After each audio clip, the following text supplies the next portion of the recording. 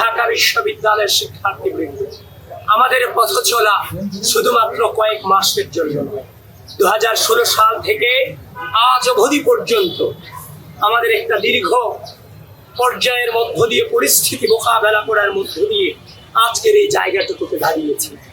জীবনে কোনোদিন অন্যায়ের সাথে আপোষ করিনি, শিক্ষার্থীদের স্বার্থের প্রশ্নে আপোষ করিনি, বাংলাদেশের স্বাধীনতা সার্বভৌমত্বের প্রশ্নে আপোষ করিনি।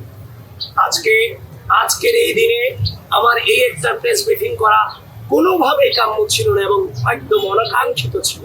আগামীকাল নির্বাচন, আমার নির্বাচনী প্রক্রিয়া নিয়ে আমাদের ব্যস্ত থাকার কথা ছিল, কিন্তু ঢাকা বিশ্ববিদ্যালয়ের শিক্ষার্থীদেরকে বলতে চাই, যারা এই অন্যায় পথকে বেছে নিয়েছে, যারা এই প্রপাগান্ডাকে বেছে নিতে চায়, সাইবার বুলিং করে রাজনৈতিকভাবে মোকাবেলা করতে না পেরে সাইবার বুলিং করে মোকাবেলা করতে চায়, প্রিয় ঢাকা বিশ্ববিদ্যালয়ের শিক্ষার্থীবৃন্দ, আপনারা আগামীকাল 9 সেপ্টেম্বর ব্যালটের মধ্য দিয়ে তার জবাব ইনশাআল্লাহ আপনারা দেবেন, সেটা আমরা বিশ্বাস। জীবনের প্রতিটি পড়তে খুব বাজে সিচুয়েশন অতিক্রম করেছি, কিন্তু বারবার একটা বাক্য উচ্চারণ করেছিলাম যে মিথ্যার শক্তিতে কেউ বিভ্রান্ত হয় না। আজ ওই মধুর ক্যান্টিন থেকে বলতে চাই, মিথ্যার শক্তিতে কেউ বিভ্রান্ত হবেন না, সত্যের জয় সুনিশ্চিত।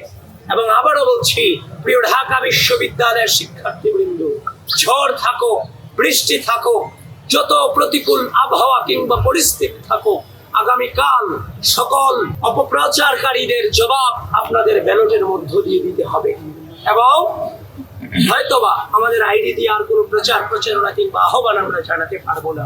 প্রিয় সাংবাদিক ভাইয়েরা, আপনাদের মধ্য দিয়ে গোটা জাতিকে এবং ঢাকা বিশ্ববিদ্যালয়ের শিক্ষার্থীদেরকে আহ্বান করতে চাই, আগামীকাল আমাদের প্রত্যেককে নেতৃত্ব দিতে হবে। নেতৃত্ব মানে দায়িত্ব পালন। এই রাষ্ট্রের ক্রুশাল মোমেন্টে প্রার্থী হিসেবে আমরা দায়িত্ব পালন করব, সাধারণ শিক্ষার্থী হিসেবে আপনার ভোটাধিকার যথাযথভাবে প্রয়োগের মধ্য দিয়ে আপনারাও দায়িত্ব পালন করবেন। এটুকুই আপনাদের কাছে আকুল নিবেদন। প্রত্যেকটা মুহূর্তে বাজে পরিস্থিতি অতিক্রম করেছি। স্বাধীন এই সার্বভৌম 5 আগস্ট পরবর্তী বাংলাদেশে আবারও সেই একই নোংরামির শিকার হতে হবে, সেটা সত্যিকার অর্থেই চরম বেদনাদায়ক। প্রিয় বন্ধুগণ, আবারও বলছি, যারা মানবাধিকারে বিশ্বাস করে না, মত প্রকাশে বিশ্বাস করে না, ঢাকা বিশ্ববিদ্যালয়ের শিক্ষার্থীরা আগামীকাল তাদেরকে ব্যালটের মধ্য দিয়ে জবাব দিবে ইনশাআল্লাহ।